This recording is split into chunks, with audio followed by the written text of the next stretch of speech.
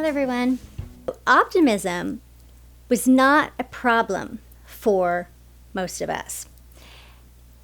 We tended to see people maybe better than they were. We tended to have a lot of thinking things that, abuse wasn't that bad, abuse wasn't abuse.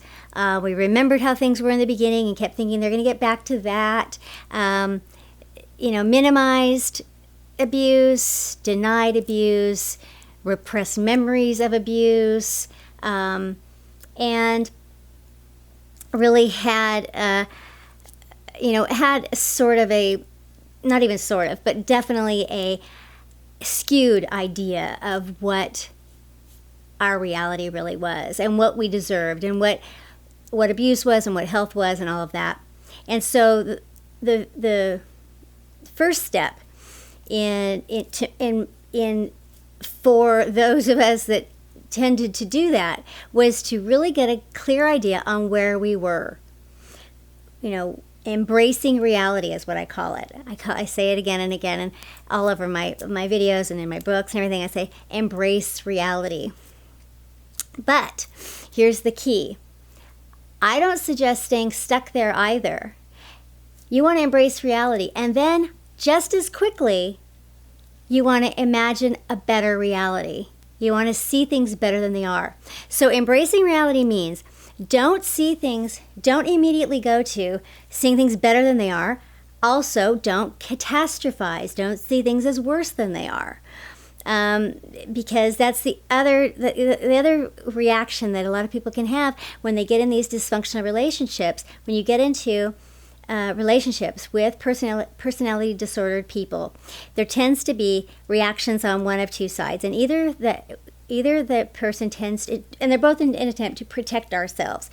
And the one is the malignant optimism, the other one is pessimism, and that is not wanting to believe that anything will work out, and being cynical and apathetic, and just nothing will ever work out and all that stuff, because you don't want to be disappointed, because you've been disappointed so many times, and you don't.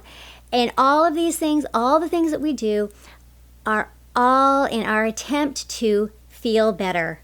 We all want to feel better. That's the goal of everything that all of us do, is we want to feel better.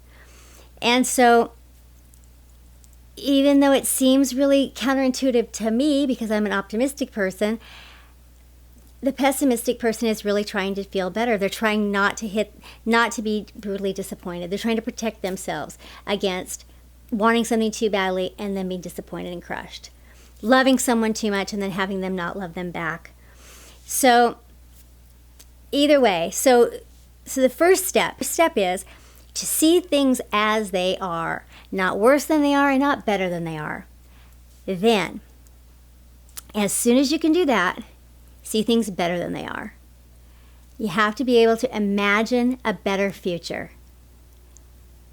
And talk about it as though it were manifest. Talk about it as though it were all real. Or visualize it as though it's already true, as though it's already happening. Visualize, for instance, for me, one of my big dreams now is to have my memoir done, have it well received, and so I visualize myself at a book launch, or even better, a movie premiere, and it's super exciting, and I can see the people there, and I can picture myself smiling, and I can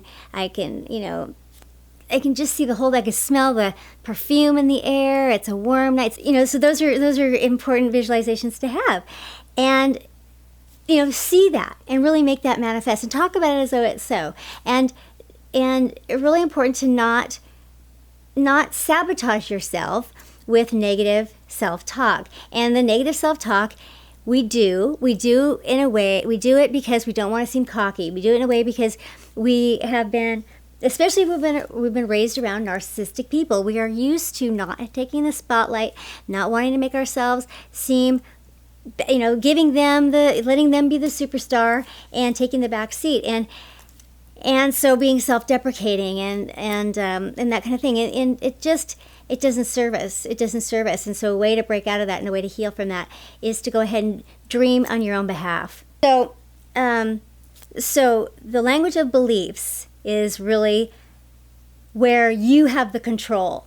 So, and then the attraction, the law of attraction, that's the cause. That's not up to you. That's not your part. That's not your job. Your job is what you put out there in the form of beliefs. And then, next will be, really, it's sort of an ABC. It's attraction, beliefs, cause. And you are really in charge of beliefs only and the way that you speak about those beliefs. So to do this little exercise, imagine that you have a tracking device of some kind in your brain, and so at the end of the day, it counts up for you when you go to sleep at night. It counts up the number of negative versus positive thoughts that you had in the day, and according to somebody, there's 60,000 thoughts in a day, and so it's keeping track of how many of these were negative, how many of these were positive, and you get 10 cents for each one. 10 cents in a negative, 10 cents in a positive for each positive or negative thought. Try and imagine that, because you don't think, we say, oh, well, I don't have control over my beliefs, but you do. You do have control over your thoughts and your beliefs. Beliefs are nothing more than thoughts thought over and over and over again. Things that you have continued to think over and over and over again. You have the ability to change your beliefs and to change your thoughts, to control what they are. And so don't lie to yourself and tell you that you don't. And imagine that there's actually a price to pay or be paid for those thoughts. So practice that exercise I'm going to do in this series. Thanks a lot. I'll talk to you soon. Bye-bye.